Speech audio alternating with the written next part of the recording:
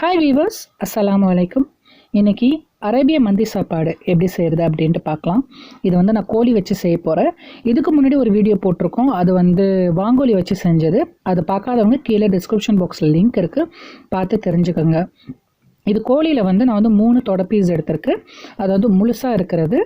இதை வந்து இப்போ வந்து நல்லா கழுவிட்டு இந்த நடுவில் வந்து இந்த மாதிரி கீறி விட்டு வச்சுக்கலாம். ஏன்னா நம்ம வந்து மசாலா ஆட் பண்ணும்போது நல்ல ஃப்ளேவர் உள்ளே இறங்கி நல்லாயிருக்கும். இதுக்கப்புறம் வந்து இதுக்கு கலர் கொடுக்க போகிறோம். கலர் வந்து ஆர்டிஃபிஷியல் கலர் இல்லாமல் இது வந்து பாலில் வந்து நான் குங்குமப்பூ போட்டு வச்சுருக்கேன். ஒரு கொத்து மாதிரி எடுத்து பாலில் போட்டோம்னா அது இந்த மாதிரி கலர் விடும், ரொம்ப பியூட்டிஃபுல்லாக இருக்கும். குங்குமப்பூ வாசனையும் நல்லாயிருக்கும். இதை வந்து நான் வந்து கலர் கொடுத்துருக்கேன். எதுக்குனாக்கா உங்களுக்கு வந்து கோழி வந்து தெரியும், அந்த டம் கலர் இந்த மாதிரி கலரில் இருக்கும். ஸோ இந்த மாதிரி குங்குமப்பூ இந்த மாதிரி கலர் கொடுக்கும்போது அது வந்து நல்ல ஒரு வெந்தால் கூட நல்ல ஒரு கலர் சூப்பராக இருக்கும். ப்ளஸ் வந்து நல்ல டேஸ்ட்டும் ரிச்சாக இருக்கும். இப்போ இதுக்கு தேவையான மசாலா வந்து நம்ம அரைச்சிடலாம். அந்த கோழி வந்து ஒரு 5 to 10 நிமிஷம் ஊறட்டும். இதுக்கு 1 டேபிள் ஸ்பூன் மிளகு, 1 டேபிள் ஸ்பூன் ஜீரகம், ஒரு 3 பட்டை, 5 கிராம்பு, 5 ஏலக்காய் எடுத்திருக்கேன். இதை வறுத்து விட்டுட்டு நம்ம வந்து அரைச்சிக்கலாம். ஒரு பேனில் வந்து லைட்டாக சிம்மில் வச்சுட்டு இதை எல்லாத்தையும் வறுத்து விட்டுக்கலாம். பட்டை, கிராம்பு, ஏலக்காய், ஜீரகம் ப்ளஸ் வந்து மிளகு இதெல்லாம் முழுசாக போட்டிருக்கேன். முழுசாக போட்டுட்டு நல்லா தீஞ்சிடாமல் பார்த்து நம்ம வந்து வறுத்து விட்டுக்கலாம். ஜீரகம் வந்து உங்களுக்கு வந்து லைட்டாக தெறிக்கிற மாதிரி இருக்கும். அப்போ வந்து எல்லாமே வந்து உங்களுக்கு ரெடி ஆகிடுச்சின்னு அர்த்தம், சூடு ஏறிடுச்சு, நல்லா வறுப்பட்டுருச்சுன்னு அர்த்தம்.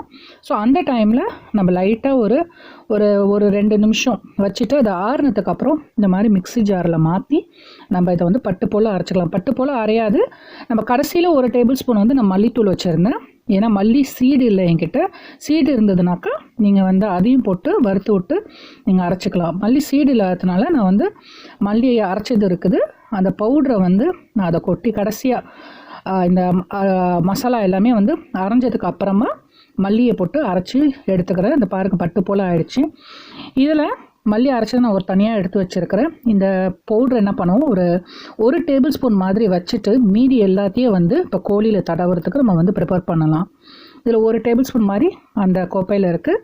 இதை நான் தனியாக எடுத்து வச்சிடுறேன்.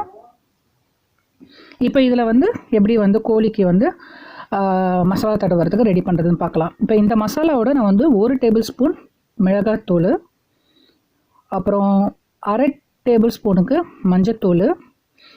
மிளகாத்தூள் வந்து உங்கள் ஆப்ஷன், நீங்கள் எவ்வளோ வேணாலும் போட்டுக்கலாம். காரமாக இருக்கிறவங்க காரம் சாப்பிட்றவங்க காரத்துக்கு தகுந்த மாதிரி போட்டுக்கோங்க, இல்லை லைட்டாக வந்து சாப்பிட்றவங்க வந்து பார்த்து போட்டுக்கோங்க. இது வந்து கரெக்டாக இருக்கும் நான் எடுத்துருக்கிற ரைஸுக்கு. இப்போ மிளகாத்தூள் மஞ்சத்தூள் போட்டாச்சு. இதோட இஞ்சி பூண்டு விழுது வந்து நான் வந்து 3 பீஸ் வந்து கோழி எடுத்துருக்கிறதுனால ஒரு 1.5 டேபிள் ஸ்பூனுக்கு நான் இஞ்சி பூண்டு விழுது போட்டுக்கிறேன். இது வந்து டிபெண்ட்ஸ், நீங்கள் எவ்வளோ கோழி எடுக்கிறீங்களோ அதுக்கு தகுந்தா போல் தான் வந்து இஞ்சி பூண்டு கொடுக்கணும். ஏன்னா கோழியோட கவுச்சி எடுக்கிறதுக்கு தான் நம்ம இஞ்சி பூண்டு போடுறோம். ப்ளஸ் ஒரு 2 டேபிள் ஸ்பூனுக்கு எலுமிச்சப்பழ சாறு.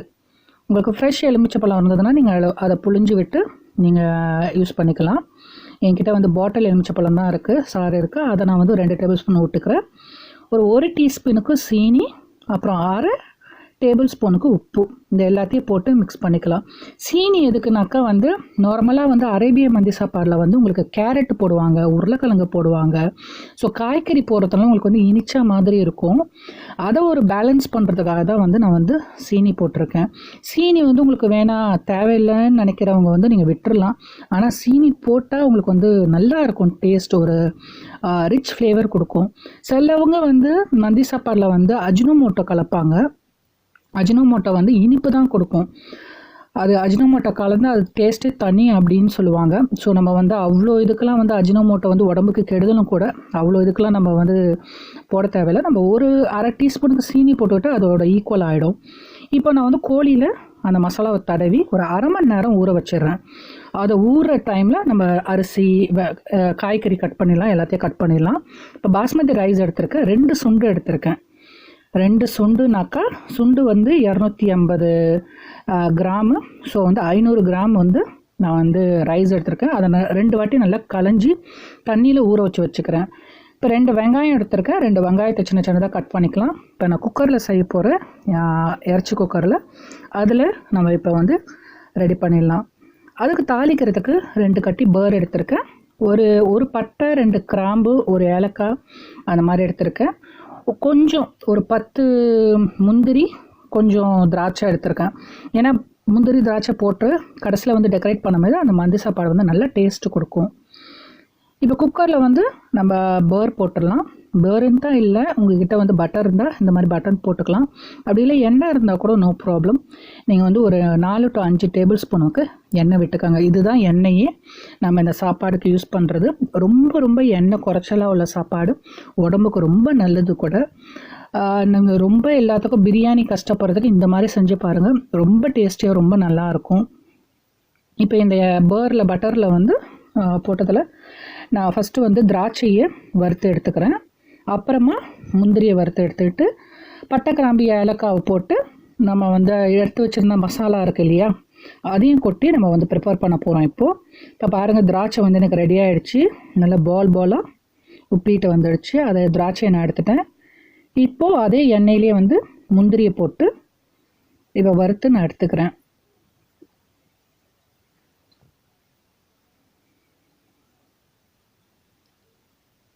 இப்போ முந்திரியும் ரெடி ஆகிடுச்சு. ரெண்டுத்தையும் வறுத்து எடுத்துக்கிட்டேன். இப்போ அதே எண்ணெயில் வந்து நம்ம பட்டை, கிராம்பு, ஏலக்காய் போட்டுக்கலாம். நிறைய பட்டை, கிராம்பு, ஏலக்காய் தேவையில்லை. ஏன்னா வந்து ஏற்கனவே பட்டை, கிராம்பு, ஏலக்காய் போட்டு தான் நம்ம வந்து அரைச்சி வச்சுருக்கோம். அதனால் ஒரு பட்டை, ஒரு கிராம்பு, ஏலக்காய் கூட போதுமானது. சும்மா ஒரு பேருக்குங்கிற மாதிரி அந்த ரைஸில் வந்து இருக்கணுங்கிறதுனால பட்டை, கிராம்பு, ஏலக்காய் போட்டிருக்கோம். இப்போ 2 வெங்காயம் கட் பண்ணி வச்சுருந்தது, அந்த 2 வெங்காயத்தை போட்டு நல்லா வதக்கிக்கலாம். வெங்காயம் சீக்கிரம் வதங்குறதுக்கு நான் வந்து ஒரு 1/2 டீஸ்பூனுக்கு உப்பு போட்டுக்கிறேன். ஏன்னா ஏற்கனவே வந்து கோழி ஊற வைக்கும்போது நான் வந்து உப்பு போட்டிருக்கேன். ஸோ வந்து இதுக்கும் வந்து உப்பு போடும்போது கொஞ்சம் ஜாக்கிரதையாகவே போட்டுக்கலாம். நம்ம கடைசியாக வந்து தண்ணி ஊற்றி நம்ம டேஸ்ட் பண்ணும்போது நமக்கு உப்பு வந்து கரெக்டாக இருக்கா குறைச்சலாக இருக்கா நம்ம பார்த்துக்கலாம். இப்போ பாருங்கள், அரைச்சி வச்சுருந்த நான் அந்த பவுட்ரையும் கொட்டிடுறேன். அதுக்கு ஒரு மேகி கட்டி போட்டிருக்கேன். மேகி கட்டி வந்து உங்களுக்கு வந்து நல்ல பேலன்ஸ் கொடுக்கும். ஏன்னா நம்ம போட்டிருக்க வந்து ஸ்பைசஸ் எல்லாமே வந்து ஹெவி ஸ்பைசஸ் தான். பட்டை, கிராம்பு, ஏலக்காய், ஜீரகம், மிளகு எல்லாமே வந்து அதை வந்து கொஞ்சம் மாடிஃபை இது பண்ணுறதுக்கு, டேஸ்ட் வந்து கொஞ்சம் ஏற்றி கொடுக்கறதுக்கு, பேலன்ஸ் பண்ணுறதுக்கு மேகி கட்டி யூஸ் ஆகும். மேகி கட்டி இல்லாதவங்க விட்டுறலாம், அது ஆப்ஷன் தான், ஒன்றும் ப்ராப்ளம் இல்லை. நீங்கள் சும்மாவே வந்து போட்டு இது பண்ணாலும் இருந்துச்சுனாக்கா மறந்துடாமல் போடுங்க. இப்போ ஊற வச்சுருந்த கோழியை வந்து நான் இதில் வந்து கொட்டிடுறேன். போட்டுட்டு எனக்கு வந்து பாஸ்மதி ரைஸ் வந்து நான் 2 கப்பு எடுத்திருக்கேன். அதாவது 2 சுண்டு எடுத்திருக்கேன் 1/2 கிலோக்கு. ஸோ அதுக்கு வந்து அந்த சுண்டாலே வந்து நான் 1.5 கப்பு தண்ணி ஊற்றிருக்கேன்.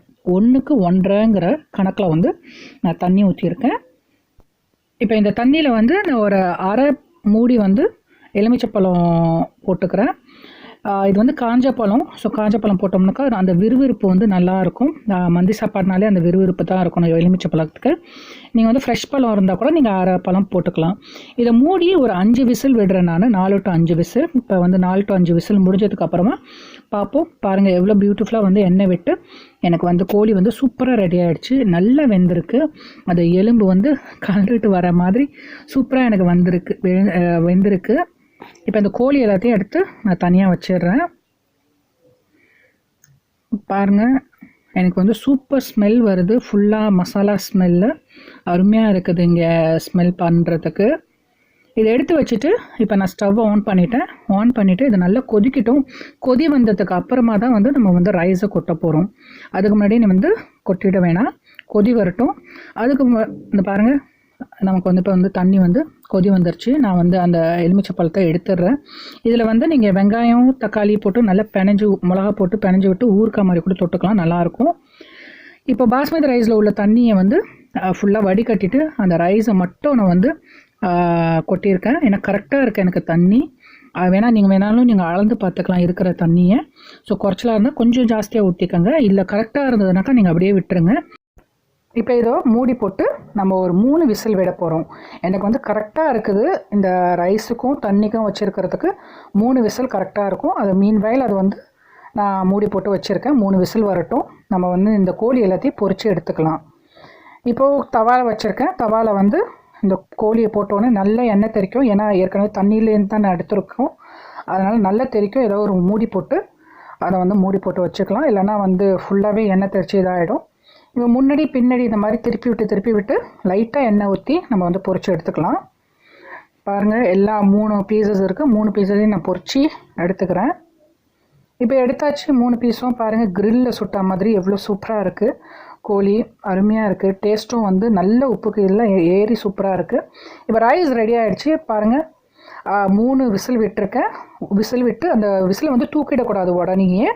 அந்த விசில் ஃபுல்லாக அமுங்குற வரைக்கும் வெயிட் பண்ணிவிட்டு அப்புறமா நீங்கள் திறந்து இந்த மாதிரி பொறுமையாக கலக்கி விட்டு பாருங்கள். பியூட்டிஃபுல்லாக எனக்கு வந்து ரைஸ் வந்து சூப்பராக ரெடி ஆகிருக்கு.